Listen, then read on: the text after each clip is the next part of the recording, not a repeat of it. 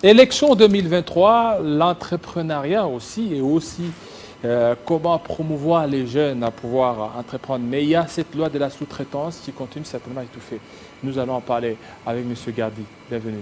Merci Jean-David. Voilà, M. Gardi. Alors, la loi sur la sous-traitance, et nous savons qu'elle est là pour aussi aider un peu l'entrepreneuriat, mais on sent que ce sont beaucoup plus des expatriés qui en bénéficient. Oui, il est vrai, le constat est juste dans la mesure où, depuis un certain moment, au regard du contexte du marché, les entrepreneurs congolais, particulièrement ceux qui œuvrent dans le secteur de la sous-traitance, ont été presque marginalisés. Les raisons, on peut comprendre, parce que dans le contexte du marché actuel, on est parti sur le contrat du type basé sur les résultats, où on exige de préfinancement dans différents services. Mais au-delà de ça également, il y a des prétextes sur les questions de la qualification du capital humain. Tout ça était en fait des raisons qui ont fait que la plupart des expatriés, le privé, se sont accaparés eux-mêmes au niveau de grandes entreprises privées, mais aussi téléguidés ou encore s'organiser pour occuper le secteur de la sous-traitance. Ce qui fait que l'État congolais, dans son devoir régalien de protéger non seulement l'investissement congolais, mais passer à la création de la classe moyenne, qui est un levier important vers le développement, a songé depuis 2017 à mettre en place cette proposition de loi qui a été votée et adoptée. Mais après, cette loi a été soumise à un grand débat. Les gens voyaient dans cette loi une sorte de protectionnisme qui ferait que l'État congolais risquait de se refermer et aller à l'encontre des autres traités et dispositions prises au niveau sous-régional et international, notamment COMESA et les autres ZLECAf. Mais après débat, échange, on s'est rendu compte que c'était nécessaire de pouvoir y aller. Mais à ce stade ici, la plupart des détracteurs, les gens qui pensaient que aller dans ces dynamiques-là allait forcément porter un coup néfaste à la RDC, déchantent un tout petit peu. Parce que depuis la mise en place de l'autorité des régulations de la sous-traitance, aujourd'hui on s'est rendu compte que les choses ont évolué, particulièrement d'abord dans les secteurs miniers, où, il faut le reconnaître, il y a une part belle de grosses entreprises venues de l'extérieur qui ont presque monopolisé le secteur et monopolisé même la sous-traitance. Aujourd'hui, il y a eu une évolution en termes de pourcentage des entreprises congolaises qui occupent de plus en plus ces marchés. Comment? Parce que cette autorité de régulation n'a pas voulu rester sur ses lauriers, à commencer par un contrôle efficace au niveau des entreprises, ce qui fait que, puisqu'il y a contrôle, par crainte de tomber dans le revers de la loi, les entreprises ont fini par ouvrir la brèche et laisser les entreprises compétir. Donc à ce stade ici, rien que pour l'année 2021, le rapport établit en tout cas plus de 1500 entreprises de sous-traitance, oui, qui ont pu rentrer dans le marché, gagner des contrats de plus d'1 million de dollars américains. Et tout ça, donc, ça étouffe l'emploi.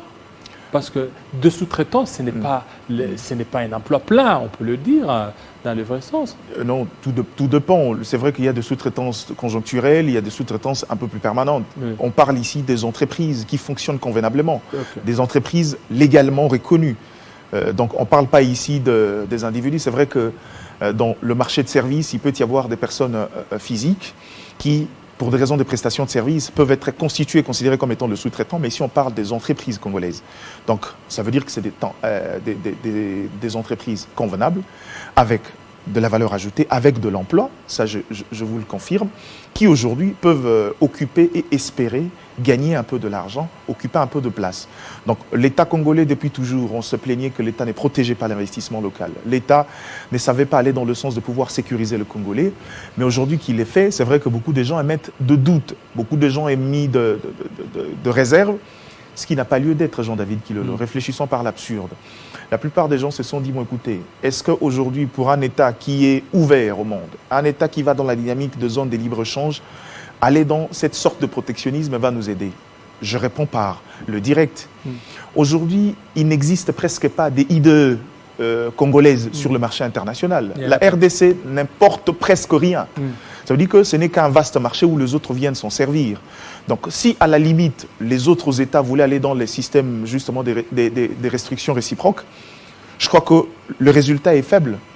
Entre continuer à rester justement dans cette sorte d'épaupérisation d'un marché dominé par les expatriés, par crainte de léser certains ou certaines dispositions parce qu'on est membre d'une communauté sous-régionale, ou encore de pouvoir justement favoriser, faire croître, comment dirais-je, le taux ou encore le flux industriel de la RDC, afin de pouvoir mobiliser de fonds, enfin de pouvoir recréer des riches Congolais, enfin de pouvoir recréer cette classe moyenne qui est un levier important vers le développement, je crois que le choix était clair. Et l'État a pris la décision courageuse d'aller dans cette dynamique-là. Aujourd'hui, l'autorité fait son travail et les résultats sont là. Maintenant, la grande question qu'il faudra se poser, ou les gens se posent, c'est que dans le contrôle, comment les choses doivent se passer. Je leur ai dit, parmi les exigences dans le marché, c'est aussi l'accès à l'information. Aujourd'hui, l'autorité de régulation, l'ARSP, a une plateforme digitale où les gens peuvent aller consulter. Les différents appels d'offres passent par là. Quand vous savez que vous êtes éligible, et il ne suffit pas d'aller voir les informations. Est-ce qu'il faut encourager la sous-traitance ou il faut décourager ça? Non, il faut encourager la sous-traitance. La sous-traitance fait partie justement de la chaîne de valeur dans la production. Oui. La sous-traitance est indispensable. Je vais vous donner un exemple. Je prends une entreprise minière qui est là, mais du côté administratif, cette entreprise aura besoin, par exemple, de papier pour ses différents rapports et autres. Or, l'entreprise vit, par exemple, à Doko. Quand vous parlez de la sous-traitance, qu'est-ce qui vaut mieux? Que cette entreprise aille débourser de l'argent en Ouganda pour aller acheter des rames de papier, ou un producteur local, avec une entreprise à la limite de 15-20 personnes, peut produire localement et justement alimenter l'entreprise. Au-delà de ça, dans le transport de minerais, les entreprises ont souvent l'habitude d'aller dans des joint ventures, aller trouver des sous-traitants. Entre avoir, dans la durée du projet, des Congolais qui peuvent avoir des sociétés de transport capables de transporter des minerais, ou aller chercher des grands bailleurs, des grands Bwana vers l'Ouganda, la Tanzanie et les autres. Ça, c'est un peu les points positifs de la sous-traitance. Regardez actuellement avec ce qui se passe des Mamba Security. Bon, ça, c'est un exemple. Donc, les sociétés des gardiennages. C'est-à-dire que lorsqu'ils sont en sous-traitance, regardez la manière dont ils sont en train de traiter les Congolais. C'est pitoyable. Alors, il y a même d'autres qui commencent même à remettre en cause cette sous-traitance. Non, mais en fait, là, vous évoquez un problème interne. Le problème, c'est que dans la gestion, ça, c'est un problème de la loi du travail. À ces niveaux-là, c'est au niveau du ministère du Travail, Emploi et Prévoyance sociale de pouvoir trouver des mécanismes comment protéger l'emploi. Ici, on n'est pas dans la dynamique de l'emploi, ici, dans la dynamique de l'investissement. On parle de la sous-traitance. À ces niveaux-là, ici, il faut favoriser les entreprises. Parce que quand les gens parlent du protectionnisme, parce que la loi exige que la sous-traitance soit exclusivement aux entreprises à capitaux congolais. Les gens disent, mais est-ce que ce n'est pas exclure qu'elles deviennent les entreprises? Et non. S'il y a des entreprises autrefois, des expatriés, ici, il faut aller dans la dynamique d'actionnariat. Mais l'exigence pour aller dans la sous-traitance, l'actionnariat doit être majoritairement détenu par le Congolais. Alors, chose qui n'est pas faisable ici, chez nous, à RDC. Si c'est faisable, ça s'est fait déjà. Oui, ça se fait, mais la plupart des sociétés sous-traitantes, ce sont des expatriés, commencent beaucoup plus à s'accaparer. Oui, mais justement, c'est pour ça que l'État congolais s'est rendu compte qu'il y a fuite de capitaux. On ne peut pas continuer à garder la population pauvre dans une zone à haute activité économique et que parce qu'on dit que non, il y a un problème de capital humain, parce qu'il y a un problème de coterie, parce qu'on a des préférences et que les Congolais vont continuer à rester dans le chômage. Jean-David Kilolo est fort dans l'offre de services. C'est quelqu'un qui a depuis un certain moment pris la dynamique de créer sa société ou son agence. Mais il ne sait pas compétir parce que les exigences du marché ne les lui permettent pas, ou les expatriés s'emmènent avec leurs frères, avec les autres entreprises, ou se permettent de créer des entreprises de sous-traitance sur place. Ça fait partie des éléments qui détruisent les tissus économiques congolais. C'est dans ces dynamiques-là que l'État a dit non, écoutez, si on veut aller, parce que le chef de l'État a promis de faire des riches Congolais, s'il faut y aller, on n'a pas encore des entreprises avec des capitaux importants. La meilleure des choses, c'est de commencer à bas échelle. Bas échelle, c'est quoi? Dans ces grosses entreprises privées, commencer par libérer l'espace, le secteur de la sous-traitance, que le Congolais occupe cette transition pour le transfert de la technologie et des compétences. C'est aussi ça l'élément visé dans la sous-traitance. On dit que dès lors qu'on met ensemble ceux qui autrefois faisaient ces travails-là, attention, correction. J'ai vu des gens qui voulaient torpiller cette action, parler de la dynamique de la zarianisation. Ça n'a rien à voir. Ici, l'idée, c'est que, au lieu que ces expatriés continuent à travailler eux-mêmes et détiennent le monopole de la technologie et de la connaissance, il faudra le transférer aux Congolais pour que finalement le Congolais soit en mesure de répondre, d'être compétitif dans ce marché international. Donc c'est ça l'idée, et ce qui fait qu'aujourd'hui, l'autorité des régulations a été mise en place pour corriger cette histoire-là. Depuis 2021 que cette autorité travaille, la plupart des gens qui étaient sceptiques ont fini par se rendre compte qu'il y avait de quoi le faire. Cette autorité a fait preuve certainement de son expertise sur terrain. Exactement, c'est de ça qu'on parle. Si je suis venu, c'est parce qu'on s'est rendu compte qu'après le dernier rapport de 2021, on s'est rendu compte qu'à l'espace de quelques mois, Il y a eu d'abord plus de 2500 entreprises qui ont souscrit pour être formellement catégorisées dans les entreprises de sous-traitance. Et parmi les 2500, il y a eu au moins 1500 qui étaient viables et qui, aujourd'hui, au moment où on parle, ont accès au marché, en grande partie dans le secteur minier et dans les autres services. Donc, en quelque sorte, aujourd'hui, cette autorité a prouvé sa capacité. Et aujourd'hui, le marché, le sous-traitant qui autrefois était marginalisé, commence à reprendre un peu de la valeur. Ce qui fait qu'aujourd'hui, l'idée, c'est de pouvoir demander à l'État et l'ensemble de partenaires. Il faut maintenant, dans la dynamique, dans l'idée de l'autorité de régulation, c'est de recréer un cadre permanent d'échange. Pourquoi dans l'échange, dans cette dynamique, l'idée n'est pas de créer une rupture. L'idée, c'est de pouvoir continuer et que finalement, la plupart des entreprises comprennent la nécessité d'aller dans cette dynamique. C'est quoi la nécessité? Ce n'est pas de ravir, ce n'est pas dans l'idée de torpiller, ce n'est pas dans l'idée de détruire les tissus, ce n'est pas dans l'idée d'aller dans une sorte de protectionnisme négatif. Mais l'idée, c'est promouvoir le capital humain congolais, mais aussi donner une place aux compétences congolaises, aux entreprises congolaises, pour que demain, ils puissent croître et devenir de firmes.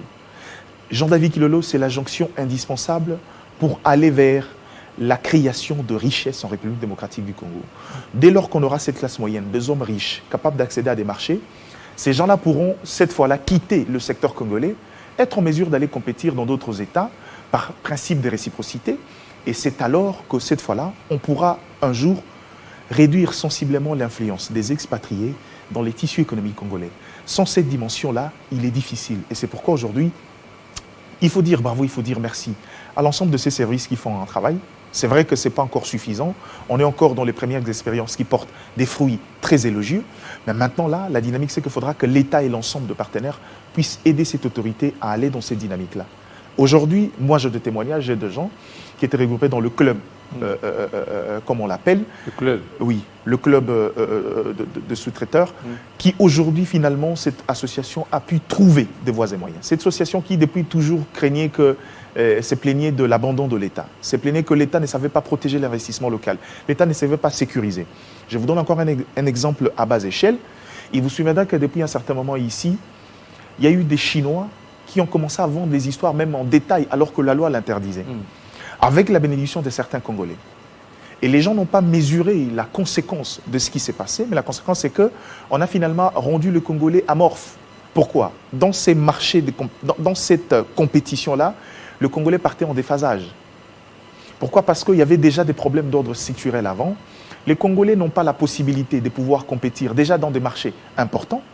Quand il y a passation de marché public, pour des raisons de système de préfinancement, le Congolais était écarté, ce qui faisait qu'on ne pouvait pas avoir des riches Congolais, on ne pouvait pas avoir de Congolais. Les gens se plaignaient, mais il n'y a que des Libanais, des Indiens. Mais comment vous voulez? Dans le marché de la sous-traitance, il y a 3 catégories essentielles. D'abord, les Asiatiques, les Européens puis les Américains dominaient le marché.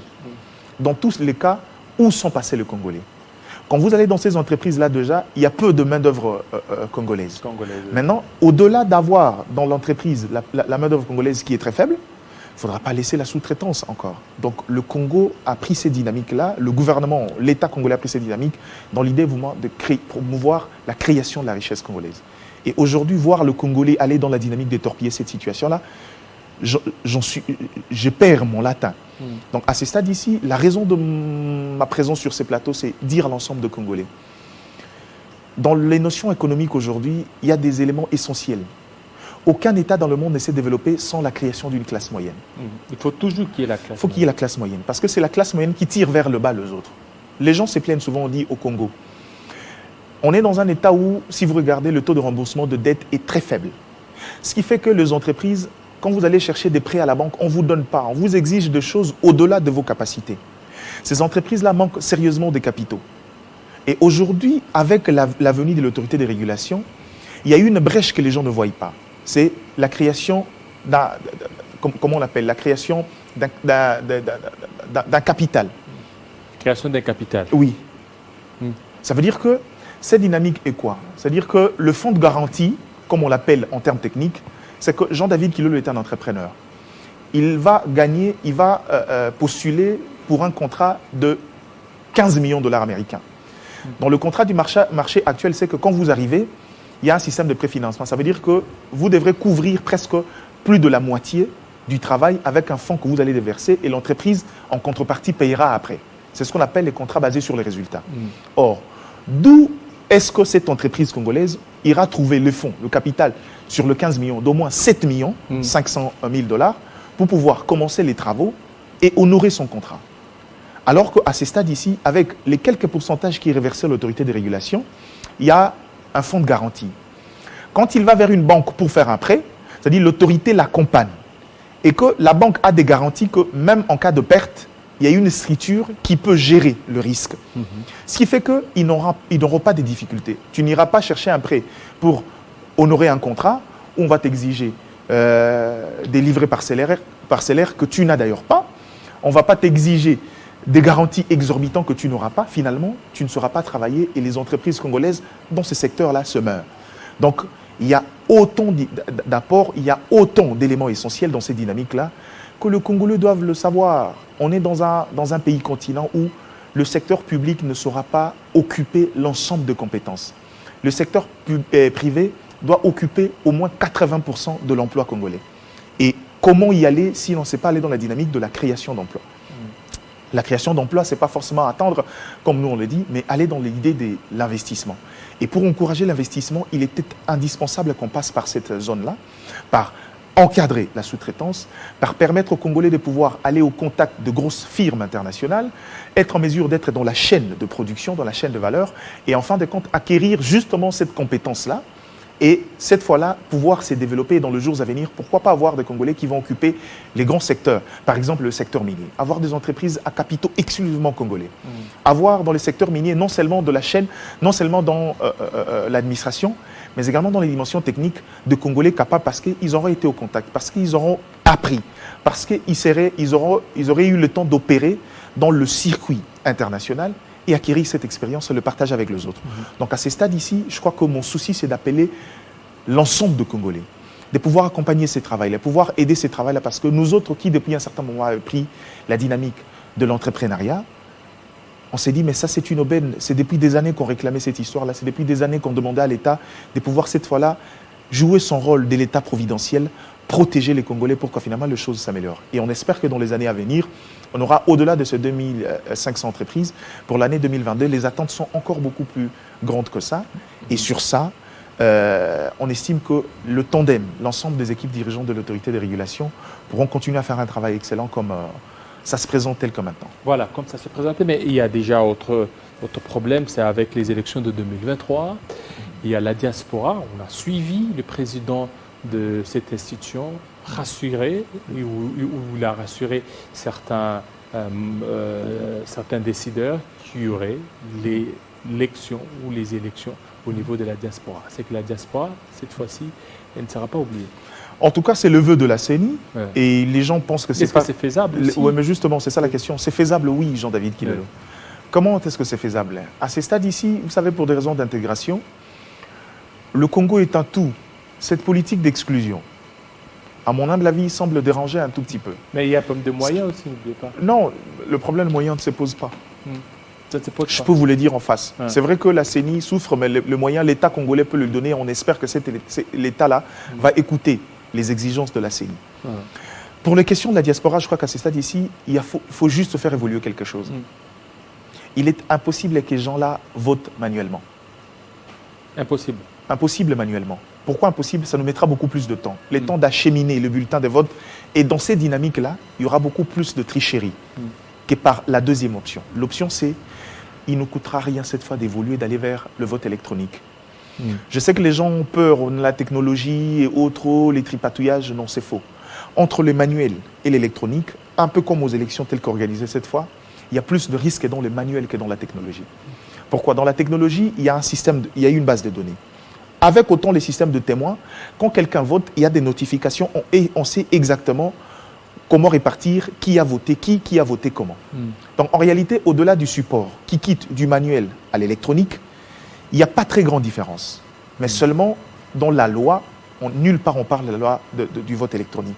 Ce qui fait qu'aujourd'hui, moi je pense que cette dynamique-là, l'idée d'incorporer nos frères qui sont à l'extérieur, soit pour des raisons d'ordre professionnel, soit pour des raisons d'ordre conjoncturel, de pouvoir participer à la vie politique de la RDC. Donc c'est très important. Ce sont des éléments essentiels pour renforcer la légitimité des dirigeants. Ce qui fait qu'aujourd'hui, si on veut lutter contre le phénomène combattant, ne faudra pas que ces gens-là se considèrent comme étant les gens externes vis-à-vis du système. Croire que non, non, il faut leur mettre devant leurs responsabilités. Il faudra qu'eux aussi votent, qu'ils sachent que dans le chemin de la légitimité, ils ont participé au vote et ça réduirait sensiblement cette violence qu'on voit sur le Congolais de l'extérieur. Donc à mon humble avis, aujourd'hui, il faut évoluer avec le temps. Je demanderai aux députés de pouvoir aller dans ces dynamiques-là et il n'y a aucun risque dans ces histoires-là.